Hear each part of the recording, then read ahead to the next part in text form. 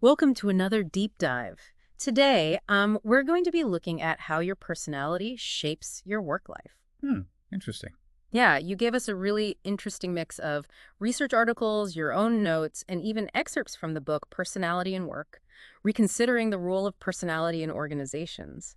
It's edited by Murray R. Barrick and Anne Marie Ryan. Oh, that's a good one. Yeah, it's really fascinating stuff. So get ready because we're about to uncover the hidden forces behind your workplace experiences, everything from your performance and how you learn to the dynamics you create on teams. Yeah, it's really fascinating how much we think we understand about personality, but this deep dive, I think, is going to challenge some assumptions and illuminate the complex interplay between who you are and how you navigate your professional world. Absolutely. One of the things that struck me as we were going through all this material was just the sheer volume of research that's been done on this topic. Oh, yeah. It's almost like, scientists are trying to map the human psyche. It's a vast and complex landscape, that's for sure. And, while models like the Big Five give us a useful framework for understanding basic personality traits, there's so much more to the story. Like, Right. we often hear about how conscientiousness is linked to success, and it's true. Yeah. Studies show conscientious salespeople, for example, tend to outperform their less conscientious peers by a significant margin. Yeah, they do. But what's even more intriguing is how these traits play out in different contexts and how they interact with other aspects of our personalities. Right. So it's not just about having certain traits, it's about how those traits influence our motivations, our reactions to stress, and even how we learn and adapt. Exactly. Let's take extroversion, for example. Okay. We tend to think of extroverts as thriving in social situations, which is often true, but it's not always that simple. Right. Research suggests that the impact of extroversion on job performance can actually vary, depending on factors like, cultural norms and the specific demands of the role. That makes me think about some of the research we saw on self-monitoring. Hmm. It seems like high self-monitors, those chameleons who can adjust their behavior to fit any situation, they might have an edge in certain work environments, especially when it comes to networking. It's true. High self-monitors, they're really adept at bridging structural holes, connecting people and groups who wouldn't typically interact. That just sounds. They're like social architects, Yeah. constantly building and expanding their networks. Yeah. But there's a potential trade-off, right? Yeah. While high self-monitors might excel at forging a wide range of connections, their relationships may lack the depth and authenticity that low self-monitors cultivate. That's an interesting point. It's almost like there's a spectrum, right? Yeah. Between breadth and depth when it comes to our social connections Uh-huh. and our personality influences where we fall on that spectrum. Precisely. And this brings us to one of the most fascinating and often overlooked aspects of personality in the workplace, the dark side. Ooh, now this is where things start to get really interesting.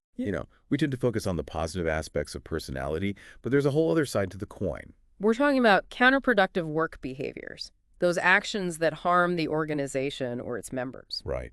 And the research clearly shows that certain personality traits can make individuals more prone to these behaviors. Hmm.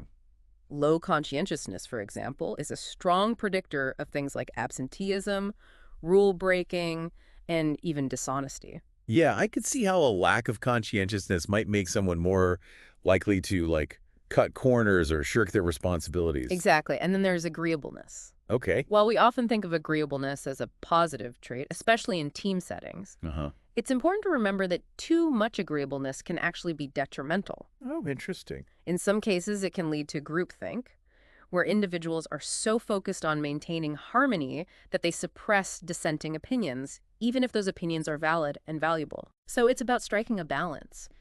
We need enough agreeableness to foster collaboration and teamwork, but not so much that it stifles critical thinking and open communication. Precisely. Yeah, And we can't forget about the role of negative emotions. right. How we handle stress, frustration, and injustice is heavily influenced by our personality. Mm-hmm. Individuals who are prone to anxiety or anger, for instance, might be more likely to engage in counterproductive behaviors when they're feeling overwhelmed or unfairly treated. It's almost like our personality creates a lens through which we view the world. Yeah.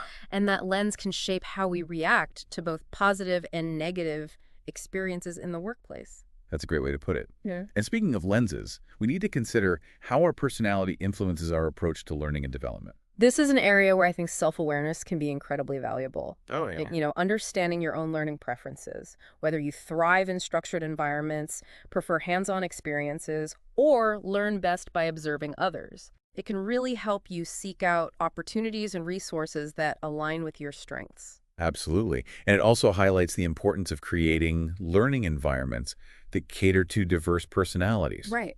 Not everyone learns the same way. So offering a variety of approaches and providing individualized support can significantly enhance the effectiveness of training and development programs.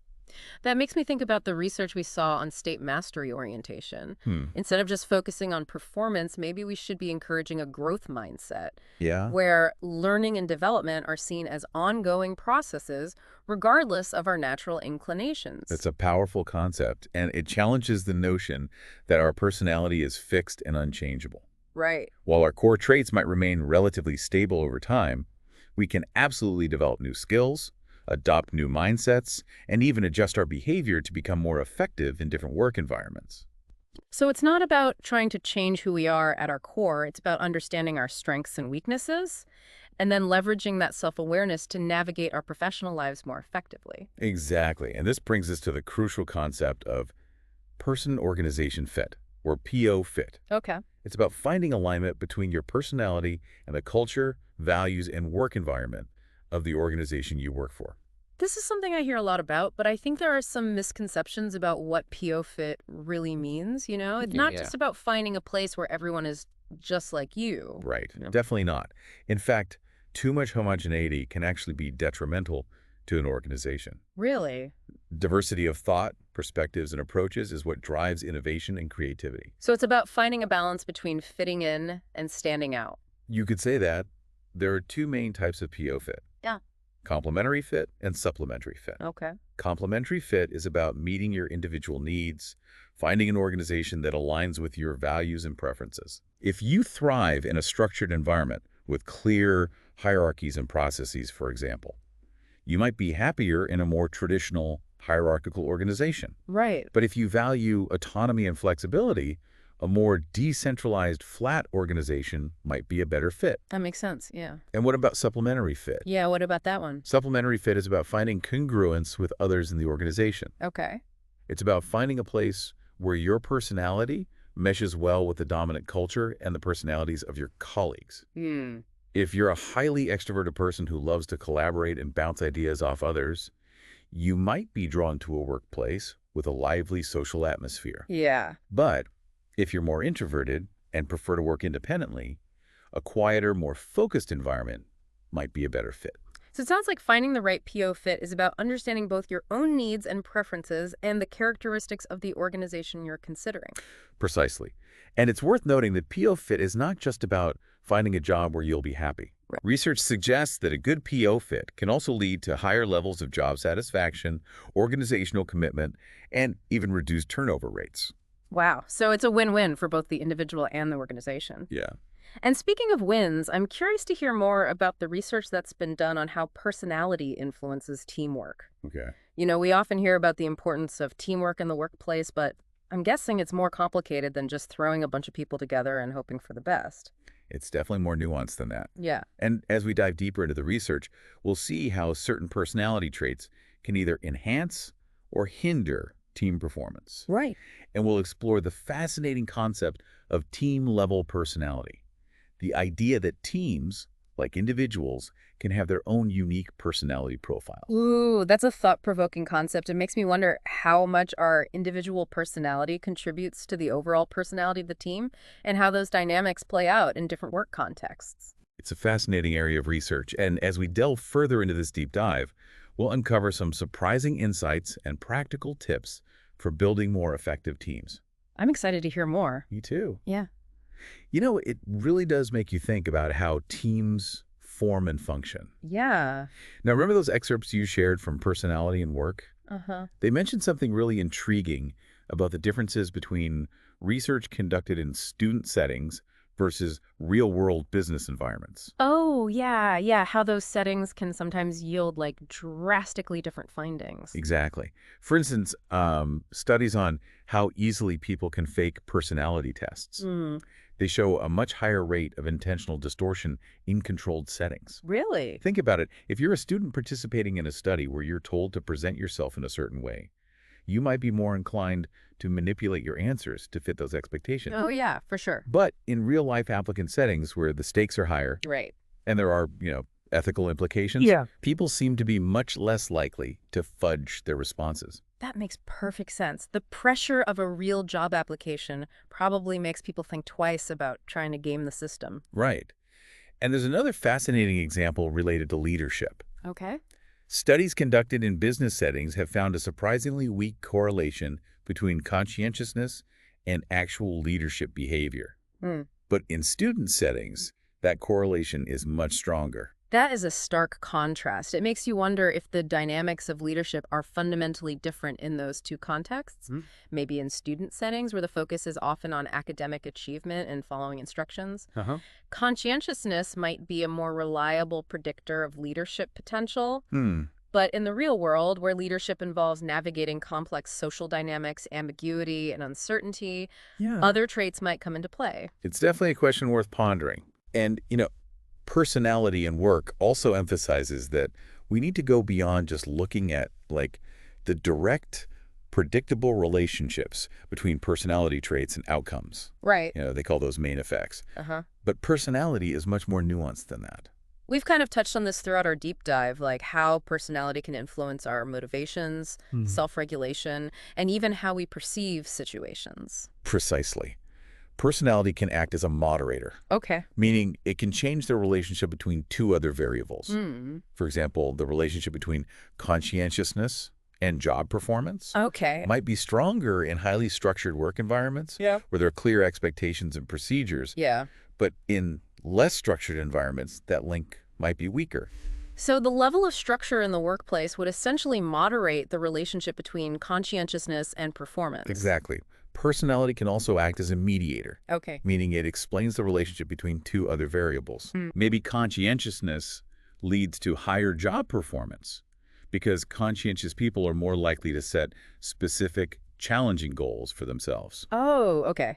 In that case, goal setting would be the mediator, like the mechanism through which conscientiousness ultimately leads to better performance. Right. And then there's the concept of a suppressor variable, Okay. which can actually hide the true relationship between two other variables. It might seem like there's no connection at all until you take that suppressor variable into account. That's fascinating. It seems like personality can operate in all sorts of subtle and complex ways. Absolutely. And personality in work also points out the importance of considering the form and direction of these relationships. Oh. Are they linear, curvilinear, positive, negative? Hmm. In some cases, there might be a straightforward linear relationship between a trait and an outcome, Yeah. but in other cases, it might be more complex, maybe even a U-shaped curve. So for some traits, there might be like an optimal level, not too high, not too low. Exactly. And the book also highlights the importance of acknowledging that there are many different models of personality out there, each with its own strengths and limitations. We've primarily focused on the big five in this deep dive. Yeah. But we've also mentioned alternatives like Intelligence three-factor model and Ha's nomological web clustering approach. Right. And personality in work encourages researchers to explore these different models and determine which ones are most useful for predicting behavior in specific work contexts. It's like having a toolbox full of different tools. You wouldn't use a hammer for every job. Right. Right. You need to select the right tool for the task at hand. It's about finding the best fit for the situation. Yeah. And speaking of fit, I'm really intrigued by this idea of team-level personality. Okay. Can you tell us more about that? Absolutely. It's a fascinating area of research that's gaining more attention. The idea is that teams, like individuals, can have their own unique personality profiles. So just like we might describe an individual as being high in extroversion or conscientiousness, we could also describe a team as being, say, highly agreeable or very open to experience. Precisely. And these team-level personality traits can have a significant impact on team performance. Okay. For instance, research suggests that teams with high levels of agreeableness tend to be more cohesive, cooperative, and supportive. Yeah. Which can lead to increased productivity and job satisfaction. Makes sense, but I'm guessing there are potential downsides as well. As we discussed earlier, too much agreeableness can sometimes stifle dissent and lead to groupthink. That's an excellent point. Yeah. It highlights the importance of finding a balance. Mm, Teams need a healthy mix of personalities and perspectives to thrive. right. It's about creating an environment where people feel comfortable expressing their ideas, challenging assumptions, and engaging in constructive conflict. So diversity is key, not just in terms of demographics, but also in terms of personality traits and cognitive styles. Absolutely. And this brings us to another critical aspect of personality in work, how personality interacts with cultural differences. Oh, yeah, we touched on this earlier, but I'd love to hear more about how cultural norms and values can influence how personality is expressed and perceived in the workplace. It's a crucial consideration, especially as workplaces become increasingly global and diverse. Yeah. For instance, certain personality traits that might be highly valued in one culture, like assertiveness or independence, Uh-huh. might be perceived as less desirable in another culture that places a higher emphasis on collectivism and harmony. So what might be seen as a strength in one context could be perceived as a weakness in another. Exactly. And this can have significant implications for things like teamwork, communication, and leadership. Hmm. Leaders who are unaware of these cultural nuances might misinterpret behaviors or make decisions that are ineffective or even offensive in certain cultural contexts. It sounds like cultural intelligence is becoming increasingly important in today's globalized workplace. Absolutely. It's about being aware of your own cultural biases, being sensitive to the perspectives and values of others, Mhm. and being willing to adapt your communication and leadership style to different cultural contexts. It's about embracing diversity and recognizing that different cultures bring different strengths and perspectives to the table. Precisely.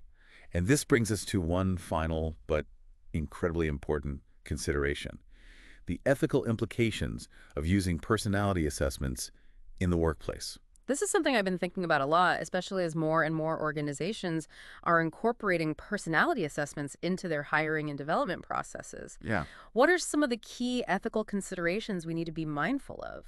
Well, one of the biggest concerns is ensuring fairness and preventing bias. Mm, Personality assessments, like any assessment tool, have the potential to be misused or misinterpreted. right. And we need to be vigilant in safeguarding against discrimination based on personality traits. That makes sense. We need to make sure that these assessments are being used responsibly and ethically, not as a way to screen out individuals who don't fit a certain mold. Exactly. It's about using these assessments as a tool Mm-hmm. for understanding individual strengths and potential, Yeah. not as a weapon to exclude or limit opportunities. So transparency is crucial. Yeah. Employees should have a clear understanding of why they're being assessed, how the results will be used, Yeah. and what steps are being taken to ensure that those results are interpreted fairly and accurately. Absolutely. Mm-hmm. And we also need to be mindful of privacy concerns. Right. Personality assessments often delve into deeply personal aspects of individuals' lives. Yeah. And we need to ensure that this information is being handled with the utmost care and confidentiality. It's about respecting individuals' right to privacy and ensuring that this information is not being used in ways that could harm or disadvantage them. Precisely. And as research in this area continues to evolve, we need to engage in ongoing conversations about the ethical implications of using personality assessments. Yeah. And make sure we're using these tools in ways that are fair, responsible, and beneficial for both individuals and organizations. It's a complex and evolving landscape, but I think these conversations are crucial. Yeah.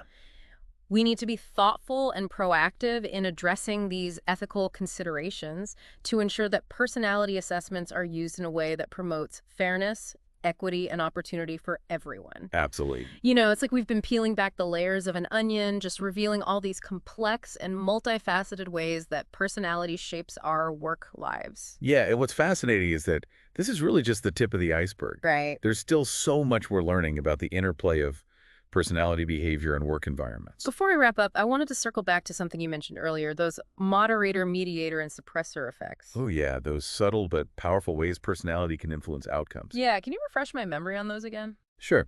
So remember how we talked about how a moderator variable can actually change the relationship between two other variables? Uh-huh. Like how the level of structure in the workplace might influence the link between conscientiousness and job performance. Exactly. So if a workplace is highly structured, with clear rules and expectations, Yeah. conscientiousness might be a stronger predictor of success, Okay. but in a more flexible, less structured environment, Uh-huh.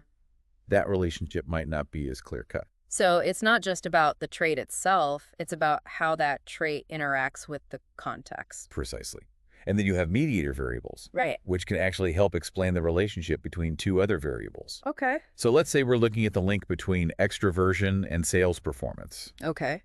It might be that extroverted salespeople perform better Yeah. because they're just more comfortable networking and building relationships with clients. Oh, okay. So in that case, relationship building would be the mediator. Like it's the mechanism through which extroversion leads to better sales outcomes. Right. It's not just that extroverts are inherently better at selling. Yeah. It's that their extroversion kind of facilitates those relationship building skills, which then drive performance. Makes sense. Now, the suppressor variables, those can be tricky. Yeah, those were the ones I was having a little more trouble with. They seem a little more mysterious. They can be. A suppressor variable essentially masks the true relationship between two other variables. Okay. It might seem like there's no connection at all until you take that suppressor into account. Okay. Let's imagine a study looking at the link between agreeableness and conflict resolution skills. Okay. Now, on the surface, it might seem like there's no relationship, Okay. or maybe even a negative one. Meaning that more agreeable people might actually be worse at resolving conflicts. Right, exactly. Interesting. But what if there's another variable at play, like assertiveness? It could be that highly agreeable people who are also assertive are actually very skilled at resolving conflicts. Okay. Their assertiveness allows them to advocate for their needs and perspectives, Right. while their agreeableness helps them find common ground and build consensus. Oh, I see.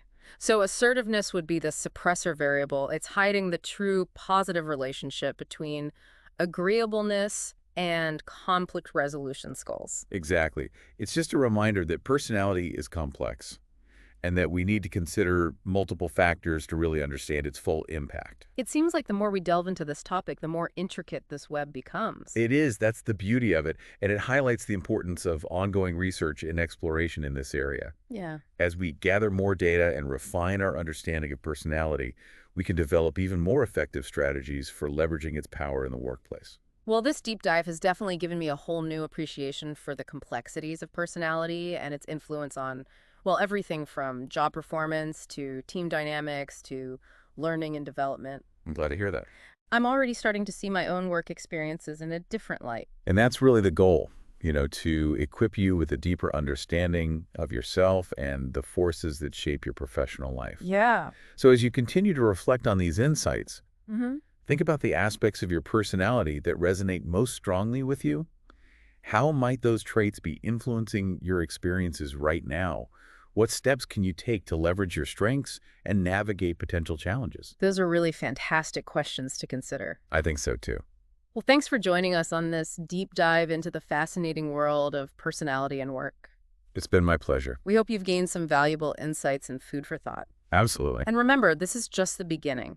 The more we understand about personality, the better equipped we'll be to create work environments that foster growth, well-being, and success for everyone. Couldn't agree more. We'll be back with more deep dives into the world of knowledge, so stay tuned.